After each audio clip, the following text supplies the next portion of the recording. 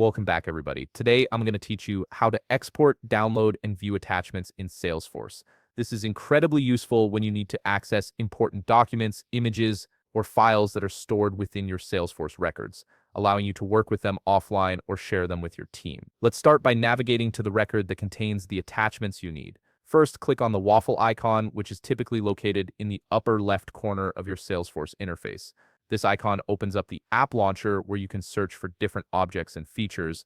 In the search bar, type account, and from the results, select accounts. This will take you to your accounts list view.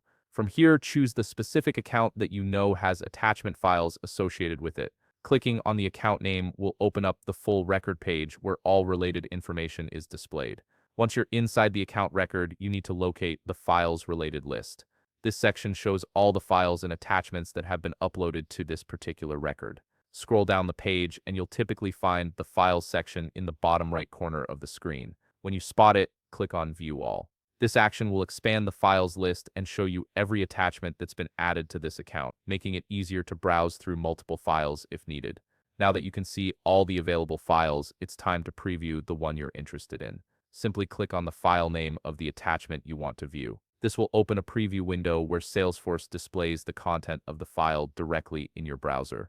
This preview feature is particularly helpful because it allows you to quickly check the contents of a document without having to download it first, saving you time and ensuring you're accessing the correct file. Finally, if you need to download the file to your computer, look for the download icon in the preview window. This icon typically appears as a down arrow and is usually located near the top of the preview screen. Click on this download icon and the file will begin downloading to your device.